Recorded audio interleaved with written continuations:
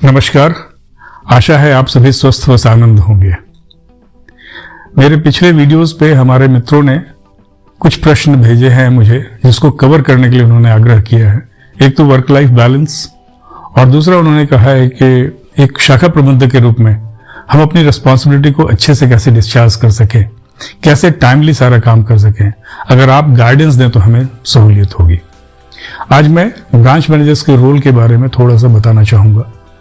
Although 10-15 minute में सारी बातें कहना बड़ा मुश्किल होता है, फिर भी मैं कोशिश करूंगा जो मुख्य बातें हैं वो आपको बता दूं, जो मूल मंत्र है वो आपको बता दूं। सबसे पहले मैं उससे भी पहले एक बात कहना चाहूंगा कि बैंकिंग संस्था के लिए जो सबसे इंपॉर्टेंट यूनिट होता है वो शाखा है, और जो सबसे इंपॉर्टेंट एम्प्लॉय है मेरी नजर में वो ब्रांच मैनेजर्स और उनकी टीम जो ब्रांच में काम करती है, चाहे वो मैसेंजर हो, फ्रंटलाइन स्टाफ हो, बैक ऑफिस स्टाफ हो, जो कोई भी ब्रांच में काम कर रहे हैं, they are the most important functionary of this organisation. इसीलिए अगर आपकी फंक्शनिंग बहुत अच्छी होती है, बहुत एफिशिएंट होती है, ग्रोथ ओरिएंटेड होती है, तो बैंकिंग अच्छा चलता है, बैंक अच्छा चलता है। तो आपको अपनी रिस्पॉन्सिबिलिटी को समझते हुए, पूरी ओनरशिप लेते हुए अपनी रिस्पॉन्सिबिलिटी को डिस्चार्ज करना पड़ेगा। इसीलिए आपको रोल क्लैरिटी भी होना बहुत जरूरी है। Punctuality is a very very important thing. You have to be punctual, you have to be disciplined, you have to be customer oriented, you have to be well behaved, you have to be marketing oriented, you should have the marketing ability, and you should be having the convincing power to convince customer why they should choose some particular product.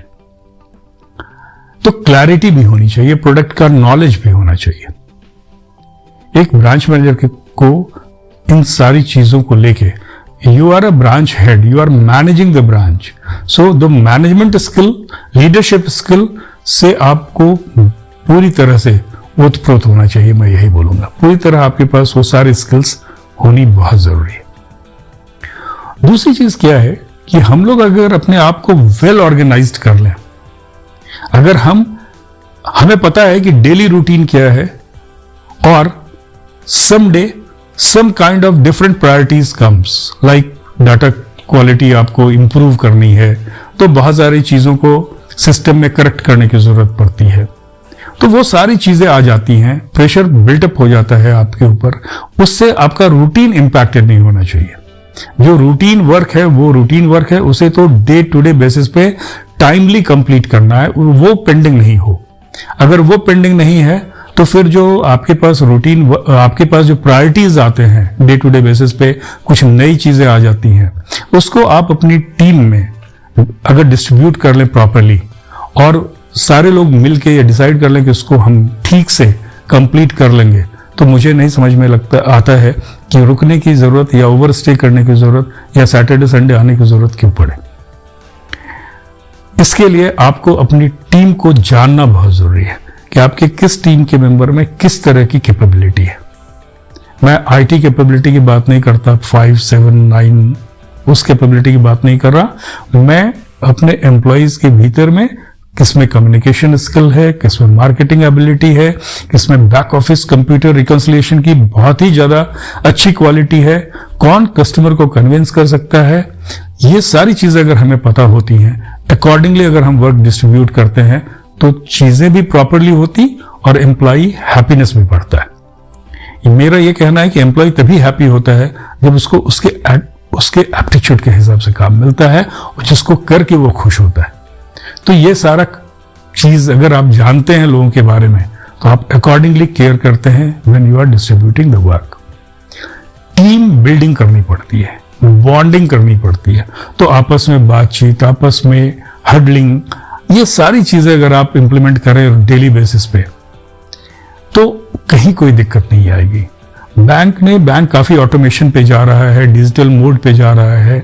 आपके पास systems काफी available हैं, passbook printing automated हो गई हैं, check drop machines आ गई हैं branch में, ATM machines है, रिसाइकलर्स हैं। अब ये मशीन्स तो है हमारे पास, ये परफेक्टली काम कर रहा है या नहीं, ये कौन चेक करेगा? बेसिकली आपने, अगर आप हवाई जहाज से सफर करते ही हैं, आपने देखा होगा कि जब फ्लाइट टेक ऑफ करने वाला होता है तो पायलट उससे पहले जब अपनी सीट पे वो बैठ जाते हैं, अपने चेयर पे बैठ जाते हैं, तो वो एक एक स्विच को ऑन करके ऑफ करके एक एक सिस्टम को चेक करते हैं। आपने देखा होगा जो विंग्स हैं उसके फ्लैप्स ऊपर नीचे होते हैं, एसी ऑन हो रहा है या नहीं वो चेक करते हैं, वो व्हील अलाइनमेंट चेक कर लेते हैं, वो उसका एयर प्रेशर चेक कर लेते हैं, फुल टैंक में है या नहीं वो पूरा चेक करते हैं। एक एक मशीन को जो वो चेक कर सकते हैं, जो उनका एसओपी है उसको पूरी तरह से वो चेक करते हैं।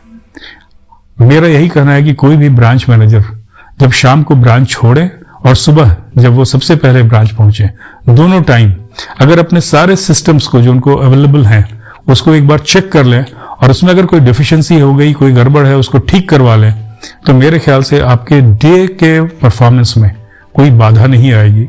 और अगर कस्टमर्स टेक्नोलॉजी को यूज करना सीख गए हैं तो आपका लाइफ काफी ईज हो जाता है। मार्केटिंग करना और कस्टमर्स को अच्छे से हैंडल करना बहुत जरूरी है। उनकी क्वेरीज हैं, अगर आप उसको ठीक से जवाब दे देते हैं तो वो बार बार आपको सेम क्वेरी लेके नहीं आते। बार बार जो सेम क्वेरी आती है ना, वो भी हमारा टाइम बहुत कंज्यूम करती है। तो आपको पता होना चाहिए एक शाखा प्रबंधक के रूप में कि आपके ग्राहक क्या क्या प्रश्न पूछ सकते हैं। अगर आपने उनको कोई सर्विस दी है तो फ्रीक्वेंटली आस्क क्वेश्चन क्या क्या है, इसको जरूर आप बना के तैयार रखिए और सारे स्टाफ को पूरी तरह से बता दीजिए कि इन क्वेश्चंस का ये आंसर है, स्टैंडर्ड आंसर, और पोलाइटली यही बताना है। जो बैंक के गाइडलाइंस है उसके बेसिस पे आप वो बता सकते हैं, उनको गाइड कर सकते हैं। आपका काम कोच करने का भी है एज ब्रांच मैनेजर के रूप में। कस्टमर्स को आप जितने अच्छे से हैंडल करेंगे, उनके साथ जितना अच्छा व्यवहार करेंगे, उनके रिस्पॉन्स उतने ही पॉजिटिव आपको मिलेंगे। मैंने एक और चीज देखा है, मुझे याद है जब हम लोग प्रोबेशन में हुआ करते थे ना, तो हमें जो लोग पूर्णिया मॉड्यूल में, बिहार में एक पूर्णिया जगह है, वहां मॉड्यूल में पोस्टेड होते थे, तो वो बोलते थे कि जब वो लोग सड़क पे निकलते हैं ना, तो सारे जो चारों तरफ के लोग हैं वो बड़े ही आदर सूचक भाव से उन सारे प्रोबेशनरी ऑफिसर्स और ऑफिसर्स को जो निकलते थे उनको देखते थे और उनको आदर देते थे। कारण था कि पैंट शर्ट या अच्छे वेल ड्रेस्ड लोग बहुत कम उस एरिया में होते थे, और जो अच्छा वेल ड्रेस्ड होता है उसको लोग ऑटोमेटिकली रिस्पेक्ट देता है। मेरा कहना है कि शाखा में जो भी कर्मचारी है वो प्रॉपरली ड्रेस्ड हो, जो ड्रेस कोड है बैंक का उसको फॉलो करें। जिस दिन आप ड्रेस कोड को फॉलो करेंगे, अच्छे से वेल ड्रेस्ड होकर काउंटर पर बैठेंगे, आगे सर्विस लेने वाले कस्टमर्स भी आपको रिस्पेक्ट देंगे, वो आपको अधिकारी या कर्मचारी की तरह ट्रीट करेंगे, वो आपके ड्रेस को देख के उनके मन में एक रिस्पेक्ट आएगा। दूसरी चीज है, जैसे आप वॉक करने निकलते हैं तो आप केट्स पहन लेते हैं। अब देखिएगा अगर आप सैंडल पहन के निकलते हैं तो आप बहुत स्पीड में वॉक नहीं कर पाते। आप जब केट्स पहनते हैं, वॉकिंग शू पहनते हैं, आप अपने आप वॉकिंग के मूड में आ जाते हैं, मूड में आ जाते हैं, और आपकी स्पीड ऑटोमेटिकली बढ़ जाती है। जब आप वेल ड्रेस्ड होके काउंटर पे सर्विस देते हैं ना, आप सर्विस देने के मोड में आ जाते हैं, तो आप ऑटोमेटिकली एक ऑफिसर या एक कर्मचारी के रूप में अपने आप को प्रोजेक्ट करते हैं, कस्टमर सर्विस डेस्क के रूप में अपने आप को प्रोजेक्ट करते हैं, और उससे बहुत फर्क पड़ता है। सो प्रॉपर अटायर के साथ सर्विस देना बहुत जरूरी है। अब मैं आपको दूसरी तरफ ले जाता हूं।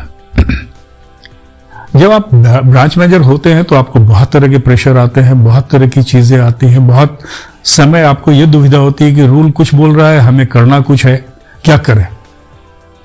ठीक है, मैं आपको रामायण के 2, 4, 5 उदाहरण देता हूं जिसको हम अपने बैंकिंग में, वो बहुत ही सटीक बैठता है और हम उसको उसी तरह से हैंडल कर सकते हैं। जैसे पहला चीज है कि जो डायरेक्शंस आते हैं सुपीरियर अथॉरिटीज के, उसको फॉलो करना बहुत जरूरी है बिना किसी रिजेंटमेंट के। आपने रामायण में देखा होगा कि राम ने अपने पिता के आदेश को पालन किया। उन्होंने कहा वन जाओ, वो वन चले गए। That is the obedience. If you are working for an organization, the superior authorities may issue instructions to you, may give you certain guidelines. You have to adhere to that. You have to obey that. You cannot resent that. Family value जैसे राम ने establish किया, हमारे organisation का जो value है वो senior को ओबे करना जूनियर्स का काम है, आपको वो फॉलो करना पड़ेगा और वो फॉलो करना भी चाहिए। तो कोई भी सीनियर आपको वन जाने नहीं बोलेगा, आपको वो गाइडलाइंस के हिसाब से काम करने बोलेंगे और टाइमली काम करने बोलेंगे, तो जाहिर है उसको फॉलो करना बहुत जरूरी है। आप अगर अपने सुपीरियर के आदेश को पालन कीजिएगा तो आपके जो सबऑर्डिनेट्स हैं वो आपके आदेश को पालन करेंगे। आप अगर डिसोबे कीजिएगा तो लोग आपको भी डिसोबे करेंगे और फिर कैओस हो जाएगा। दूसरी जो उदाहरण है वह है टेम्पटेशन चेक करने की। बिजनेस में बहुत सारे टेम्पटेशंस होते हैं। आपको अच्छा प्रपोजल कोई आ जाएगा, आपको लगेगा ये अच्छा प्रपोजल है, लेकिन वो टेम्पटेशन हो सकता है। Proper due diligence is necessary और अननेसेसरी टेम्पटेशंस को आप चेक कीजिए। आपने देखा होगा रामायण में मारीच स्वर्ण मृग के रूप में आ गए सीता जी के सामने में और सीता जी को टेम्पटेशन हो गया कि ये स्वर्ण मृग मुझे चाहिए। अगर वो उस टेम्पटेशन को चेक कर लेती तो शायद आगे उनका अपहरण नहीं होता, लेकिन उन्होंने अपने टेम्पटेशन को चेक नहीं किया। हमारे बैंकिंग में इवन बहुत लोग आएंगे, आपको 100 करोड़ 150 करोड़ का डिपॉजिट दे रहे हैं, जरा वॉलेट करके मेरा अकाउंट खोल लीजिए। बहुत लोग आएंगे, बहुत तरह से आपको डेविएट करने की कोशिश करेंगे। आपको लगेगा इतना बिजनेस अपॉर्चुनिटी मिल रहा है। Do your proper due diligence, don't allow temptation to overpower you. हमें इथिकल बिजनेस करना है, हमें सस्टेनेबल बिजनेस करना है, यह बात याद रखने की है। Third, never break the barrier, never violate the rules, never violate any standard operating process. आपको इंस्ट्रक्शंस 100% फॉलो करना है। आपने देखा होगा रामायण में कि राम जी जब स्वर्ण मृग के पीछे गए तो उन्होंने लक्ष्मण जी को आदेश दिया, किसी भी हाल में कुछ भी हो जाए आप सीता जी को अकेले नहीं छोड़ेंगे। लक्ष्मण ने आदेश का पालन करने के लिए रुक गए, लेकिन जब राम की आवाज में मारीची ने हाय लक्ष्मण हाय सीते पुकारा तो सीता जी घबरा गई। उन्होंने लक्ष्मण कहा कि आप जाइए, जाके देखिए राम को क्या हुआ है। लक्ष्मण जी बोले मैं नहीं जाता, भाई ने आदेश दिया हुआ है। उन्होंने कहा मैं भाभी हूं, आपको मेरा आदेश पालन करना होगा, आप जाइए। सो एक सुपीरियर अथॉरिटी के आदेश को नीचे वाले ने कहा कि वायलेट करो, क्योंकि उसको लगा कि जो सुपीरियर अथॉरिटी है राम, वो कहीं खतरे में। उनका इंटेंशन गलत नहीं था सीता का, बट लक्ष्मण ने राम के आदेश को वायलेट किया और वो चले गए। लेकिन जाते समय उन्होंने सीता जी को रिंग फेंस किया, एक लक्ष्मण रेखा खींची, और जब उन्होंने वो लक्ष्मण रेखा खींची, सीता जी को कहा इसको वायलेट मत कीजिएगा, सीता जी ने भी उसको वायलेट किया। जब रावण ब्राह्मण के वेश में आए और उन्होंने कहा कि आप बाहर आके मुझे भिक्षा दो लक्ष्मण रेखा के, और सीता जी उसको लांघ के चली गई और उनका अपहरण हो गया। जो गाइडलाइंस होते हैं उसको वायलेट नहीं करना है। अगर डेविएशंस का रूल प्रोवाइडेड है तो अथॉरिटी से डेविएशंस लेके ही काम करना है, लेकिन जो बेसिक गाइडलाइंस है उसको फॉलो करना है, उसके प्रिंसिपल्स को फॉलो करना है। चौथी बात जो मैं कहने जा रहा था, वो चौथी बात यह है कि किसी भी ऑर्गेनाइजेशन में कोई भी एम्प्लॉई इंपॉर्टेंट होता है, इस बात को हमें रियलाइज करना होगा। कोई भी हो, किसी तरह का हो, हर में कैपेबिलिटी है, हर में कुछ न कुछ क्वालिटीज है। रामायण में आपने देखा होगा जब राम सेतु बन रहा था ना, तो राम सेतु कोई मनुष्य ने तो बनाया नहीं था। तो राम सेतु बनाने के दौरान जितने भी जानवर थे, वानर सेना थी, सारे लोगों ने उसमें कंट्रीब्यूट किया था। लेकिन एक छोटे से एम्प्लॉय की तरह, जिस तरह से गिलहरी ने काम किया था, उसकी कंट्रीब्यूशन को भी राम जी ने अप्रिशिएट किया था। गिलहरी के पास कितनी ताकत होती है, कितनी सी होती है। उसने अपनी पीठ पे थोड़ा मोड़ा पंजों में धूल मिट्टी लाके उस पुल में को बनाने में सहयोग किया।